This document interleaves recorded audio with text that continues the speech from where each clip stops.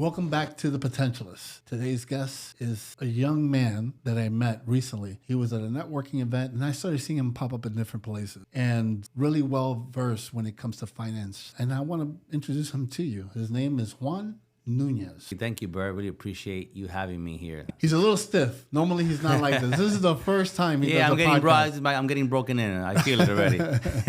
Well, first of all, forget about that. Let's not even get into the nitty-gritty. When I met you, I saw a sharp young man, and I know that he's not as young as some of you thought he was going to be, but to me, he's a young man.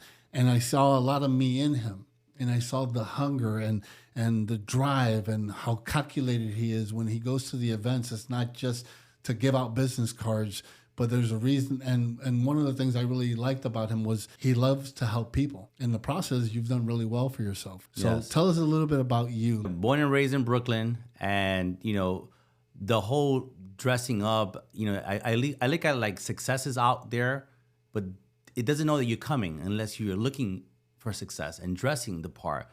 I never give out business cards when I meet people because I believe that what people do with their cards, they throw them out. Yep. I give business cards to people I've done business with.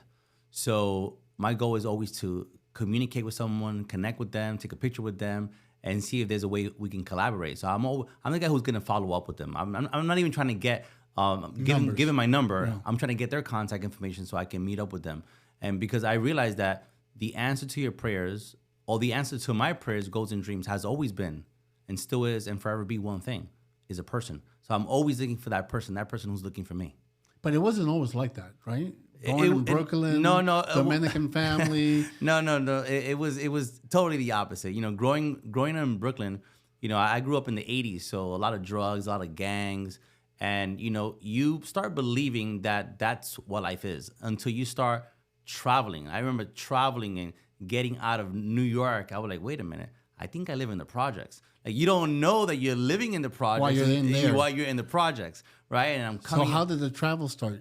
Mom and dad took you out, or? My mom was so good, and my parents, factory workers, minimum wage. But my mom would save enough to take us to the Dominican Republic every summer, so we had the chance to grow up our parents grew up in the country, so we were around cows, and I love to ride horses. I mean, I still to this day will ride horses before I go say hi to my grandparents or anybody because I'm just passionate about the horses. You're like a rancher at heart.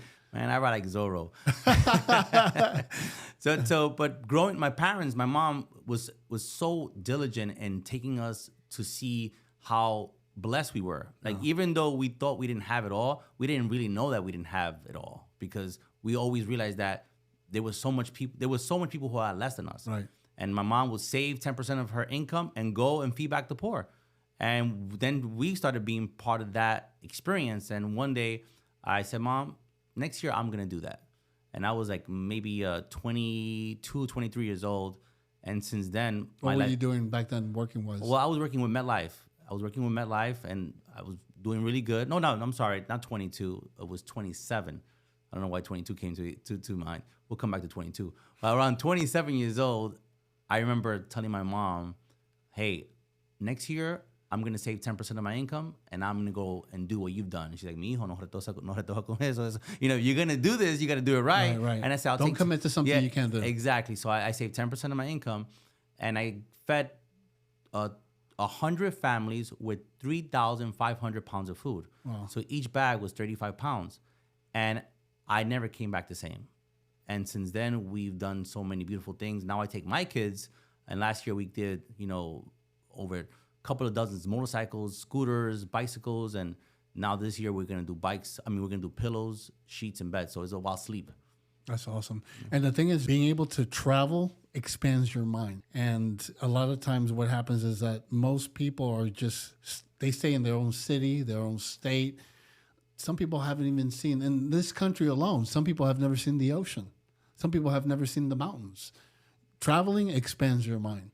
So it was great that your parents did that with you when you were young. Absolutely. People who live in Brooklyn, they wouldn't go to Queens. People that live in Queens wouldn't go to Staten Island. People that live in the Bronx wouldn't even see my hand. But you did it all. Well, I've had the chance to be experienced a lot of things. But in Brooklyn, to me, was a beautiful experience because, well, I got suspended 7 times from school one year. That was beautiful. That was a good turnout because my mom was like, oh, okay, you really want to fight. and she put me in Taekwondo. And she thought that was about fighting, but it was not. It was about discipline. And then that led into me learning jiu-jitsu, then me learning boxing. And then by the time I just never wanted to fight. I realized I wasn't a fighter. I was a lover. Mm-hmm. Right? I remember coming home, I punched somebody in the nose, sparring at the gym, and I didn't clean my shoes to kind of brag about it with my dad. And as I realized, I don't want to fight. And then I said, I'm not going to go back to fighting. And my father was like, you see, I knew whose blood was that. That was your blood. He kind of like he was trying to steal my ego or trying to steal my will. And I realized that it doesn't really matter what he thought. What I knew was one thing. I was done with fighting. What age was that, more or less? Man, I was young. I was like 13 years old. It was challenging growing up, right? I mean, I was labeled dyslexic. I was special ed. I only had 5 kids in my classroom. And growing up, I was always called names. So I realized that I wanted to kind of defend myself. So, and I realized that I didn't know how to hold a grudge. So when people say, hey, I'll see you at 3 o'clock, and they wanted to fight with me, I'm at 3 o'clock, you forgot. I forgot what we were fighting for, man. I got beat up right at 3 o'clock. They would jump me, and I'm like, yo, what's going on over here? I forgot that they called me out at 3 o'clock. So I said, you know what? When this happens again, I have to do it immediately. So I got suspended 7 times that year because the moment they called me out, we had to fight. Yeah. And then my mom came in and she's like, oh, you want to do this, huh? Karate. It actually gave you discipline. And they gave me discipline. It was one of the best So things. then all that stuff started coming in. What was your first job, real job? My first real job was working with a company called Temco. Temco. I was cleaning bathrooms. I remember my cousin of mine, he was dating this girl who did the temp agency. And I was in high school. And it was a weekend thing. I mean, a seasonal thing. Okay. So I was making $615 per week, more than my mom would make in 2 weeks, cleaning bathrooms and offices. Man, I thought it was awesome. I would get out of school and I would work from 5 to 5. I mean, from 5 to 10, 5 hours for a whole week, and I would be making more money than your parents. Yeah, I was making more money than my parents, and I kind of got a feeling of making money. And then I got into a car accident. So I bought a car, and I got into a car accident. I crashed my car in the Brooklyn Bridge. And that was a very pivoting point in my life because I never crashed my first car. I was crying. I was emotional. I ended up drinking a bottle of wine. It's a car you bought yourself. Yeah. Yeah, like all the sweat and equity, all gone. And I remember the next day, my friend comes and he said, you got full coverage? I said, no, I got no full coverage. He says, you know what? I'm going to help you out. Tomorrow morning, have no cars in front of you. Put the cones out. And he comes and he rents a U-Haul truck. And he calls 911 and he says, I just backed into this guy. And what was interesting was my mind at that time was like, wow, I just made $4,000 to get my car back repaired. Got the car repaired. Illegally, yeah. I didn't know any better, right? Right. And I realized, wait a minute, I can make some real money, right? Because my parents were really, really, really clear. You don't do drugs. We don't do drugs. We don't sell drugs. And we don't make money, but we live a certain way, right? But they never talked about these type of things, right? So okay, I might not be doing things wrong because I'm not doing things against their will. So within a matter of 8 months, I saved $50,000 buying, crashing cars, paying off my friends. Hey, man, the hustle, the illegal hustle. I was doing the illegal hustle, and I wasn't proud of that. But what I realized is that I had a certain skill. I realized that the skill that I had, I could either utilize it to do bad things or utilize it to do great things, right? So around 21 years old, I was invited to a spiritual retreat. And that's when kind of just life. Turning point. That was a turning point for me. I realized that God just touched me in a certain place in my heart where I wanted to do some. I didn't even like me during that era. I didn't like me, so I couldn't even imagine the people that was around me. Because if I didn't like me, just imagine what other people thought about me. And that was the turning point of me just soul searching and me building and bettering me. But now you're used to making that much money, which is a lot of money at your age back then, right? So now you had a turning point, a spiritual connection. you didn't want to go back to making that dirty money. So what did you do to compensate? Like you went looking for a real job or? No, man, I got fired from one of the most, I was working for another company. I worked 5 years for one of the most wealthiest men in America. And before he fired me, he gave me one advice. And I never take credit for this advice because it's a multi-billion-dollar advice. And he says, Juan, let me ask you a question. How do you want to live your life? And I said, man, I'm doing pretty good. He said, compared to who? You're reckless, you're disrespectful, you come to work late, you leave early, you have no future working for me. However, I like you. I really do. And I believe you can do some great things. Here's my advice. If you want to eat good, become a chef. If you want to travel the world, work for an airline. If you want to dress sharp, always be in style, go into fashion. But if you want to opt for all, go into the money business. Because if you deal with money, you make money. If you sell shoes, you're going to have a lot of shoes. And if you continue to bartend, well, guess what you're going to be doing? And he didn't have to finish that sentence. I already knew because I was drinking all the time. So it didn't even hit me until like a year later.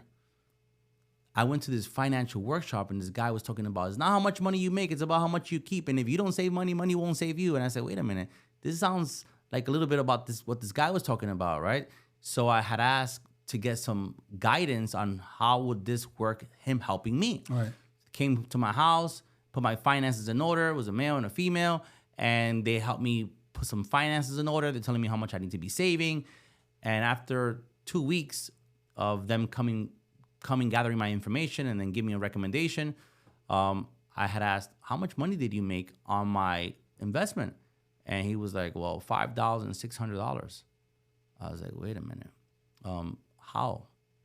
And I'm like, bingo, this is exactly what the mentor had told you. Yes. What the It guy, all lined up. I said, how do I get in? How do I do this? And they said, well, you got to get licensed. You got to take some tests. And they didn't know that I didn't know how to read, right? So I ended up hiring a tutor. Well, I called two friends of mine that I thought were really smart because they wore glasses. And I said, hey, man, I need some help on passing this test. And they both said the same thing, which was pretty interesting. They say, Juan, you need professional help. And I took that literally. I went to the Yellow Pages and I got professional help. I had somebody that stood with me for about 1.5 years, teaching me the basics, the A, E, I, O, U, and sometimes Y. And it took me 1.5 years to pass a test that some of my agents can pass on a weekend. And that was the beginning of me being able to build myself because I realized, wait a minute, I wasn't dumb. I mean, illiteracy is just a decoding issue, but I never knew how to strengthen that because I never put energy in learning how to read. So here I had someone who was guiding me and holding my hand through the process, and now I can read. So I've learned this. We are victims of society because we're lack of awareness, right? Because they told me I couldn't read, I couldn't spell. Everything they said was true, but it wasn't a reality. But it became my reality because I believed what they said, right? So I changed my belief because once I understood that I could read, I'm like, wait, how many other things are false about what I heard about me? And that was when I started investigating. And then I ended up going to this workshop and I saw this guy speak. He wowed me like a Celine Dion song. I was like, my goodness, this guy is spectacular. I want to do just what he's doing. I waited for everybody to leave. You went up to him. And I said, man, wow, you were amazing. I felt like you were speaking to me. I said, how much for your audios, your CDs? And he had like a whole bunch of CDs on top of his the table. And he looks around and he's like, you realize I'm the only guy there. And he says, I'm not going to sell you all of them. But the whole set is $314. He says, but I just take one. One will last you a month. I said, no, I want the whole thing. Sell me the whole thing. He says, listen, kid, you're not going to listen to all of them. He says, I don't want to take your money. I said, so you don't want to sell me this?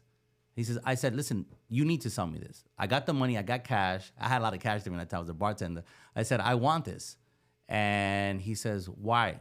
Why do you want this? I said, every word you said today, I really felt you were just talking to me. I don't think anybody heard it but me. He says, this is what I'll do. I'm going to give you an opportunity. I'm going to let you buy these CDs under one condition. No TV, no radio for a whole year. And he took his hand out and I shook on it. And I walked out and I called my cousin. I said, my friend, today's your lucky day. Come to my house and pick up my TV. And I gave away my TV.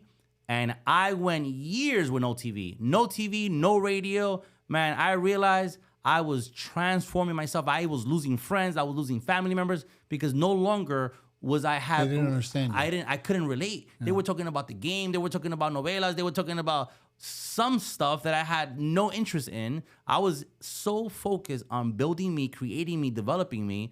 I mean, when I got married, I remember walking into my house and we were battling. We were gonna have a TV. That was a big discussion. And then we talked about she wanted a TV in the room, and I'm like, oh, we might as well just get divorced right now, right? Because there's nothing else that's gonna happen in the room. That's not you and I. That's it, right?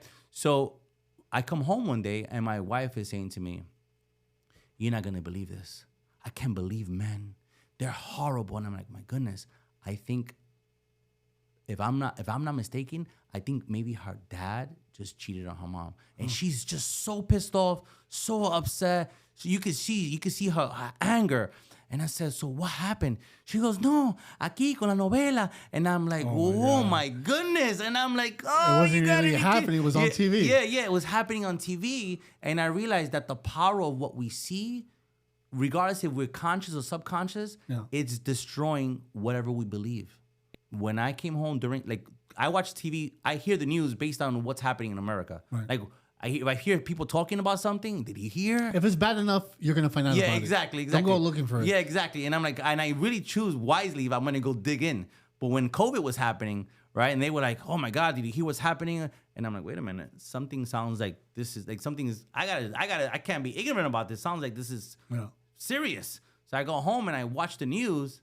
Literally, within 2 hours, I'm in Walmart spending $500, thinking the world is going to end, applying for a gun permit, ordering a gun. I'm like, this is the shit. This is why I can't hear news, because you're paranoid. It affects my decisions.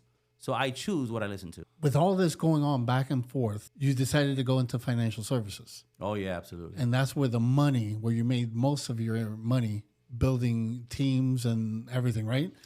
Yes. Well, with MetLife, it was like a slam dunk. I think it was a gift, because I was the only Latino that spoke Spanish in this office. So when the 1-800 number called, you were the one. I was the one picking up the phones, and it was easy. And then I had a friend of mine who was an entrepreneur at heart, and he says, Juan, we need to leave MetLife now.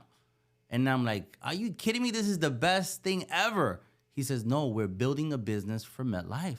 I didn't get it. I was like, no, freedom, right? I'm getting paid. I'm getting all these leads. He says, we got to leave. And he convinced me about a year later. And we left, started a company called Heights Financial Group.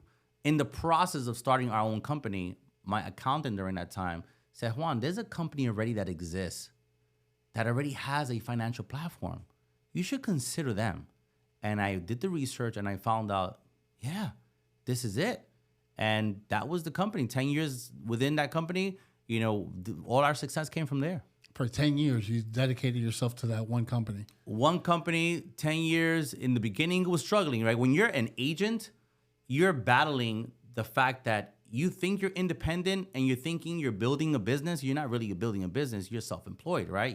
You're self-employed, meaning if you don't work, you don't eat, right? And the shift where I knew the money was building an agency, was not being an agent.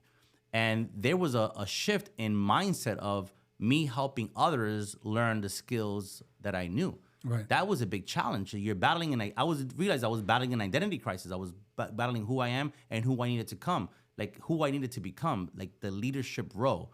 And then once I remember going through my wife and I were going through a financial storm. Literally, it was like financial storm automatically, because I was like, I'm gonna build it differently, right? I'm not gonna be an agent. I want to build an agency.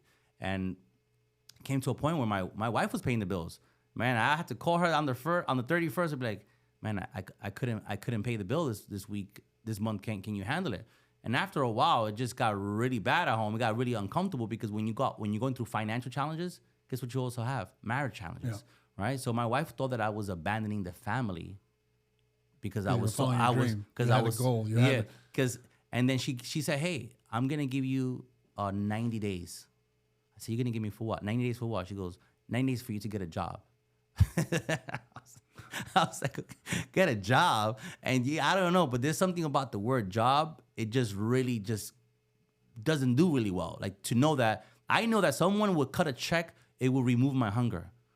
And I knew what I was doing. I was planting seeds. And I know you don't harvest in the same season. But she was looking for the fruit. And I'm like, we just planted seeds, right? There's nowhere you can harvest in the same season. And I'm like, listen, I did the math. You can cover the bills.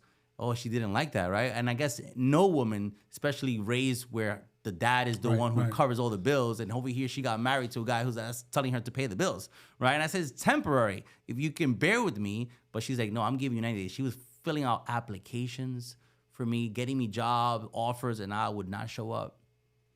And I remember it was we already decided we were gonna have a divorce. Like it was done. And I won a contest to Atlanta. And there was gonna be, a special group of people, and they were gonna be pouring into you. And there was this gentleman who said one thing. I don't remember what anyone else said. But this gentleman, Chris Fulton, talked about the power of what if. Man, I'm getting the goosebumps just talking about it right now. He says, you can have it all. All. If your way to success.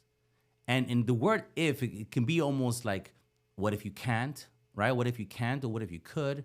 But what he's saying is that when you say you're going to do something, your mind is looking for evidence on how you're going to do it. And when there's no evidence, you then come to a place in your life where you say, what was I thinking? And then you come to the conclusion that it was a dumb decision. It was a non-calculated correctly, right? So he says, don't ever say you're going to do something so that you don't have yourself looking for evidence. Just if your way there. So I'm looking at my wife, soon to be my divorced wife, and I said, did you hear what he just said? She's like, what did he say? She was passing out. You can see her eyes over. Yeah. It wasn't resonating with her. Yeah, he said, you can have anything you want. We can if our way to success. The most I've ever made was $10,000 a month with this company. And I said, what if we do $25,000? And she says, well, how are you going to do it? I didn't say I was. I said, what if? What will we drive? What will we wear? What would our savings look like? What kind of conversations can we start having? What if? I mean, we were flying back home, and I'm like, well, how much you think we should be saving? What if we can start giving back to society? What if it became part of your life? I was in the shower, and I'm like, what if it happens this week? What if I meet the right person? And she goes, you're freaking driving me crazy. Well, that month, I made $26,000. The following month, I did $23,000. And then one of my business partners, who I have so much love and respect for, he's like, Juan, what are you doing? I said, man, I'm just iffing my way to success. And he's like, then why didn't you if your way to 50? And I'm like, you know what? You're on. And that month I guess it was such a stretch that he found me looking out the window, contemplating, and he's like, what's going on? Why? So you're still there for like almost 30 minutes. And I look at him and I said, man, I don't think I'm going to hit my goal this month. And he just looked at me like with a level of disgust. Like he didn't say anything, but I felt disappointment. Like there was just like a disgust or a disappointment. I just didn't, it was not a good look. And I realized at that moment that I was in the wrong mindset. I was looking at that I was too far away from the goal. I was looking at how I was going to do it. I was forgetting that it was not about how I was going to do it. It was what if I could do it. Well, the how is none of your business. Yeah, exactly. Well, guess what? I closed the month at $54,000. Nice. I did $100,000 in 90 days, $250,000 in 6 months. And then we've been saving $100,000 every 6 months. Ever since then, save 50% or whatever it takes. Recently, you fired the company you were with for 10 years. Yes. Well, you know what? There was a place in your life where you say, you know what? You have to you got to graduate, right? Right. You know, you don't go to school to stay in the same grade, even though it's really good to be. Yeah, but most people do. They get comfortable, complacent, and they're like, you know what? I'm doing great. But people like us is like, yeah, you know, enjoy this for a little bit, but it's time to go to that next phase. And that's what you chose right now. Yes. Well, you know, I've learned early in my life that comfort equals poverty. When you're at a place where you're thinking you're comfortable, where you're already heading towards poverty, because comfort equals poverty. And when I left the practice company, you know, I didn't think that I left because, you know, I was following leadership. I was following, right. you know, someone who kind of sold me the dream. And I said, you know what, sounds like where I'm going too, right? So that's the most beautiful part is when you meet somebody and they share a dream with you, and you're like, wait a minute, that looks sounds like really nice. You know, let's go. And let's go rock and roll. And basically, that's what we did. We started to build and formulate a company together. And what I realized as we were building this company together, my vision was totally different from her vision. And what happens is in any relationship, when you have someone has a vision and you have another vision, then you have what's called division. And it was just not working out. You know, I realized that she wanted certain things, she desires certain things, and all those great things, all the things that she desires are awesome, but it was not what I wanted. Right. I think that if I can put it into perspective, is like somebody who wants to build success, a successful company, and puts all the effort, energy to everything to be successful. And I believe that she will be financially successful building a successful company. I didn't want to be successful. I wanted to build greatness. And in order for it to build greatness, my main focus is people. All I think about is how do I build people, right? Not a company, because the company means nothing if you don't have the right people or if you don't have people. So I'm thinking about, hey, I'm going to build something, but I want to build people first. And then once I have built the people, we can go anywhere together. So again, you divorced the company. Yes. And you're starting straight all over again, basically, but at a different phase in your life, right? Where do you see yourself? Where's Juan going to be in the next 5 years? Man, that's a great question. You know, I can tell you this much. You know, we're building an academy in Miami. And 7 years ago, God had placed this in my heart, is an academy for young men where we teach them how to be sustainable. And this was given to me because I was sitting down with one of my clients, and he was so frustrated. He was fatigued. His son is 21 years old, playing video games for almost 6 hours. He spent over $100,000 on his education. And he says, Juan, you got to go talk to my son. I'm like, what can I tell your son? All right. The guy is smarter than me, right? He graduated from college. I have no college degrees, right? So he's like, man, please find me a school, an academy. I want to kick this guy out of my house. He was a little bit more angry with that, with those words. And I said, man, you know what? Let me see if I can help find you a school or an academy. There's nothing out there. Well, I really didn't give it any thought. I was living in New York. I took the plane back home, and I couldn't fall asleep. I'm the guy who always falls asleep in the plane. And I couldn't fall asleep. So I realized that I felt like God was talking to me. I ended up taking my notepad out, and I ended up writing up a couple of programs that I believe every man, a couple of things that I believe every man should learn or should know. And I called him up the next day. He said, man, I found your academy. I found it. He's like, really? I said, and this is what he's going to learn. He's going to learn he's going to learn everything about money, financial principles, financial concepts, financial laws. He's going to learn the things they don't teach you in school. Yeah, exactly, right? We'll teach you things that you don't learn. You learn that by trial and error. And it's too expensive when you learn the rules of money with your own money. Too expensive, and it takes too much time. That's right.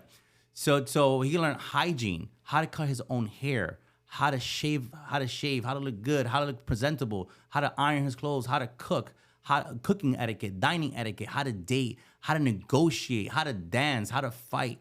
I mean, a full-blown curriculum. He's like, wow, really? How much? How long? When does it start? And I said, it's $34,000. It's 6 weeks. And he says, okay, call me back. Call me back in 5 minutes. Let me call a friend of mine. I think I might have about 5 other guys that are going through the same thing. I said, no, hold up. I'm just kidding, man. I'm just kidding. He says, what are you talking about? I said, no, I was just kidding. I just wrote these things out. These are all the things that I know how to do. What's built you. Yeah, it was built me. And I said, if I could have spoke to your son, it would have been about these things. But no, I mean, I can't teach this right now. And I put it away.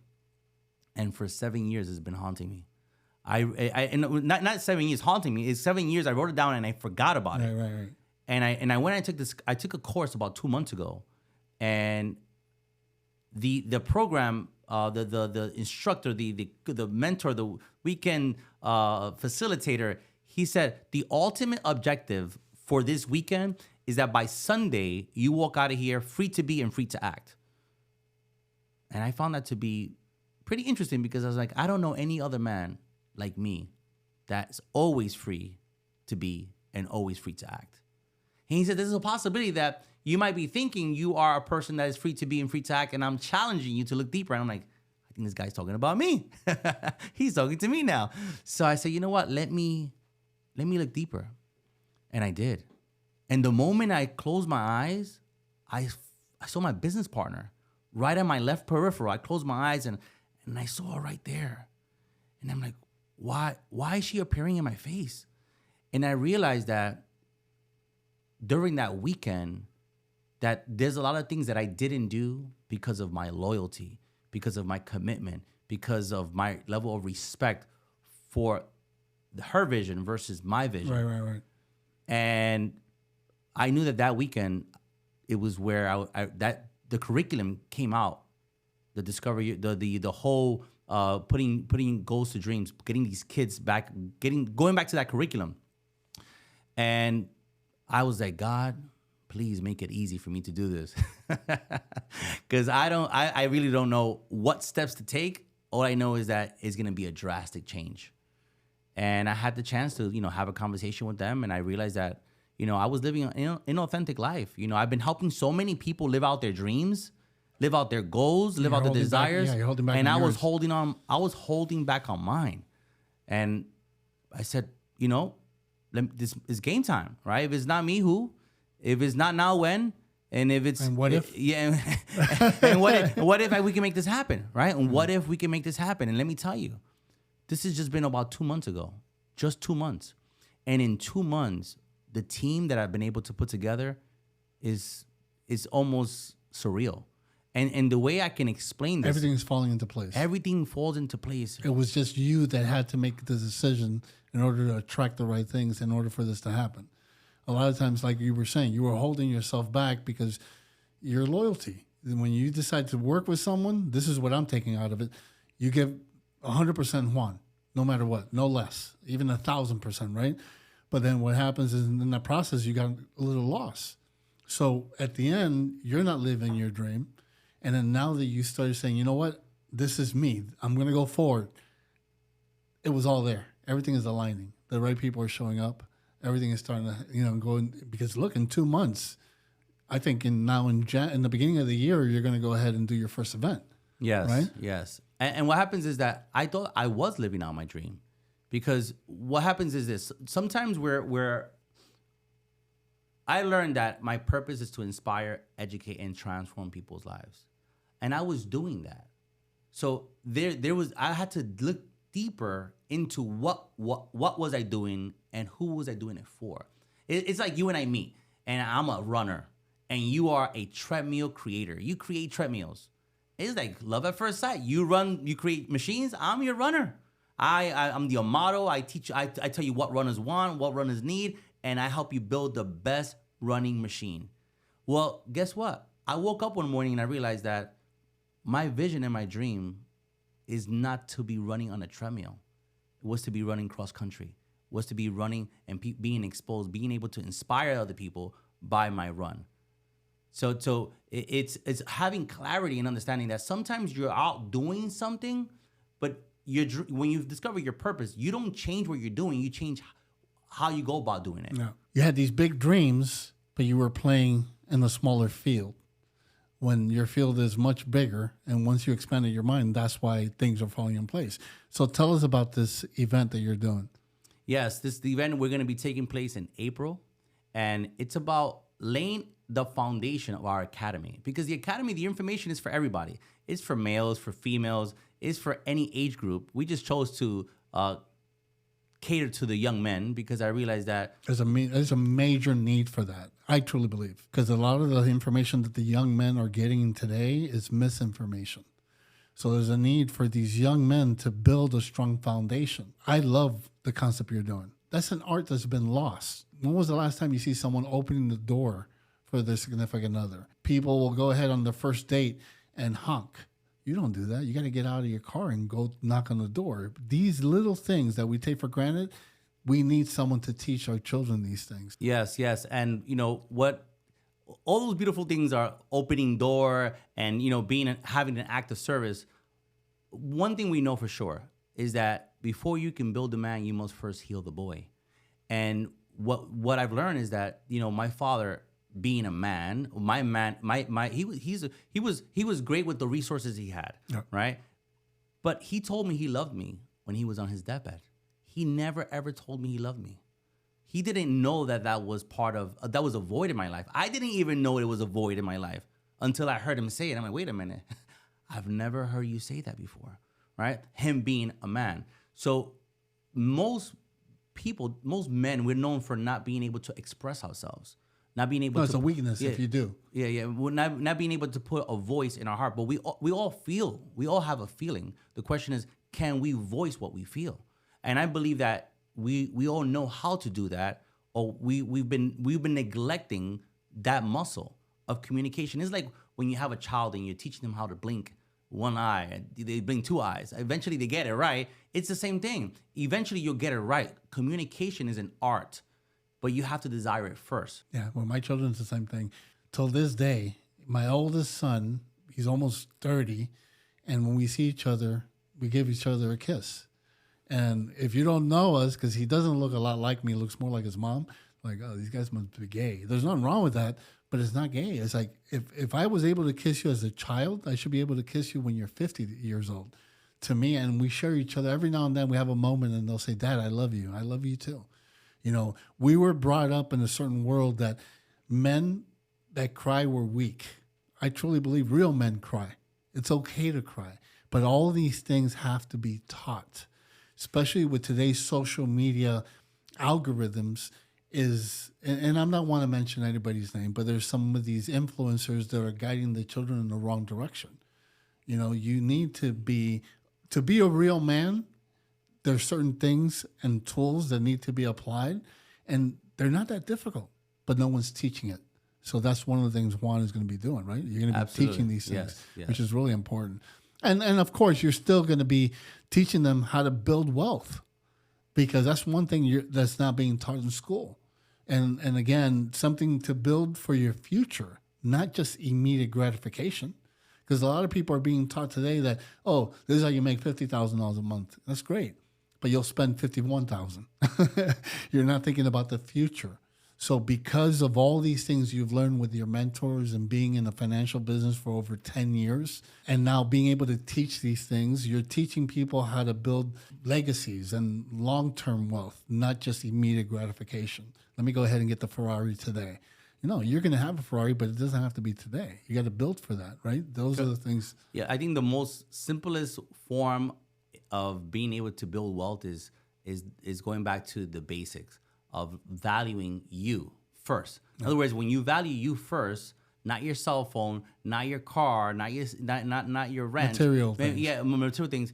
I'm not saying not to be responsible and pay your bills. I'm saying you got to pay you first, right? If you learn anything from the IRS, when you got a check, they already took this from the top, right? You taking yours from the bottom lets you know that there's nothing left over. If you don't see the pattern, there's not much left over at the end when you're trying to pay yourself first.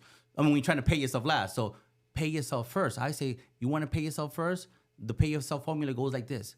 If you want to be dead broke, just think about paying yourself first. If you want to live paycheck to paycheck, I know exactly how to get you there. Just save 10%. If you want to live comfortable, you save 20%. And if you want to be rich enough to retire early, you save 30% within your own means. Right? But this is a 30-year game plan. This is for the average employee. Why 30 years? Because of compound interest. Just like when you buy a house, right. There's a purchase price and there's a purchase cost. Right? You bought a house for $500,000. It costs you 1.5 because of compound interest 30 years later. Same thing with your investments. If you save $500,000, it should be 1.5, right? just basic math on compound interest. I have a question for you. This is great when you're young and they have 30 years, 40 years, 50 years ahead to be able to build for that future. What happens with no guy that's 50 years old? Is it too late for them to build wealth? It's never too late. It's never too late. I mean, think about, Kentucky Fried Chicken, right? Colonel Sanders. Yes. I mean, how old was he when he decided 65 years old. He was in retirement. Yes, exactly. So what's the success leads clues, so does failure. At the end of the day, success lies in you going after your dreams. You can make up for 50, 60 years of your life in 1 year, you going after what's been haunting you, your calling. So it's never too late. It's never too late. It's never too early. Yeah. And it's never too late. Yeah. So if you're gonna go the employer route, right, and that's an early, and you're 20, and you're 30, like early 20s, that's 30%. I mean, at even 30s, then you can go that route, right? It's a long route. I think what's the guy's name from Tesla? Elon Musk. Elon Musk says it's easier for you to make $10,000 than to save $10,000, right? So what does that mean? Go make $10,000. But you're not going to make $10,000 at your job. You're going to make $10,000 you creating that what it's been inside of you. We all have it, right? When you watch those hero movies, those who saves the hero? No one is coming to save you. We are all equipped with everything we ever need. Yeah. But we're so desensitized. We're desensitized, and we are being constantly with too much noise. So we're robbed from what we need to really pay attention to. Yeah. There's just too much noise out there. So we're like, where do I put our focus? Where do we put our focus? Agree. So give us one message to leave the audience with. One lesson, one nugget. Give him something. Well, I can say this. We all gonna live a life. The question is, what life are we living? Whose life are we living? We easily get pulled from some different directions because someone seems like they have something you want. And my advice, or in my personal opinion, and my own personal direction would be, when are you going to start living out that dream? When are you going to write that book? When are you going to take that singing class? When are you going to dance that song? When are you going to start traveling? Like, it happens now. And anything you want is up for grabs, but it's not going to happen for you. So I'll close with this. When we think about going after something, our vision, our dream is so real. But only you can see it. No one else can see it. And if you share it with somebody, you got to be really careful because they didn't see the dream, but you did. When you take action, the way you know that is going to happen for you, there's an indicator that appears in your life that shows you you're close. And that's called fear. Fear only appears when you're right there close, ready, and something's about to have a breakthrough. Now, your creator will give you the message, will give you the dream. Fear will come to rob you. It won't rob you from something you have. You already have the calling. You have the message. You have it. And then fear will come to rob you from it. So when fear appears, you should get excited because that means that you got to pull the trigger. Like if I meet somebody and I'm afraid to talk to them, I start asking myself, I need to meet this person because I don't want to talk to them. Success is right in front of you. It just doesn't know that you're ready for it. But the indicator is when you start worrying, when you have fear, when you have doubt. That's the indicator. Success is right around the corner. Oh, great advice. So I have a question, man. This is a question that I'm sure that a lot of the viewers or listeners want to know the answer to. What happened to the wife? Okay. Well, what happens? We started making money, right? And she's still by my side, right? We've now been married 17 years. We have 2 beautiful kids. I have an 8-year-old now, a 9 and a 12-year-old daughter, and it's been an amazing ride.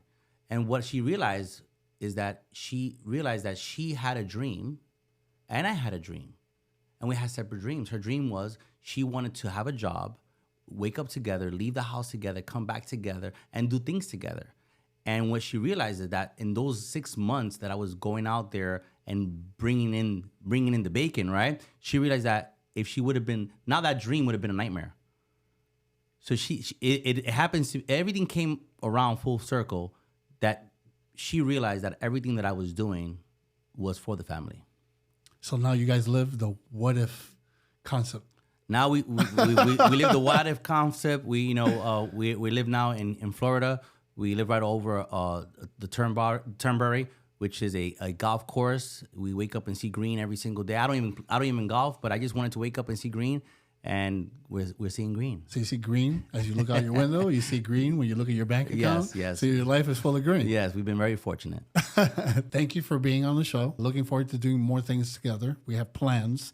We'll be able to keep them updated as we move along with some of our plans. So I just want to leave you with my quote, the quote I live by: live life and don't let life live you. My name is Bert Oliva, Cuban born, American made. I'll see you guys real soon.